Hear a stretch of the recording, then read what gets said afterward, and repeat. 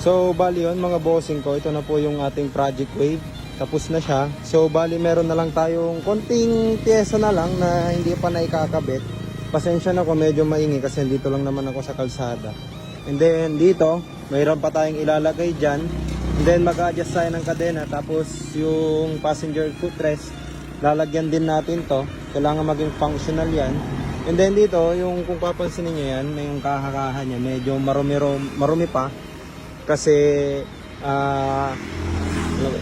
binanlawan natin ng tubig kasi yung nagkaroon tayo ng problema dito sa ating brake master. Nung sinungkit ko yung pad, tumagas, dami ko palang nailagay na brake fluid dyan mga bossing ko. At isa pa mga bossing ko, kung papansinin nyo rin, wala pa tayong side mirror.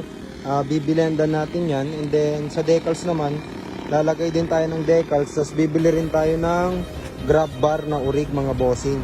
And then ito na pala yung tapaludo natin, na i-fit na rin natin siya. Bibili pa tayo ng bolts yan. And then yung sa carb natin yan, meron tayong airbox nakalagay yan. So hindi ko na video kung paano natin ikabit to. Meron pa tayong conversion na ginawa na konting-konti lang naman para ito mga bossing ko, yung fitment yan hindi siya umumpog dyan mga bossing. So bali ito na yung final look ng ating Wave 100 mga bossing ko. Kasama ko si Raven, tamang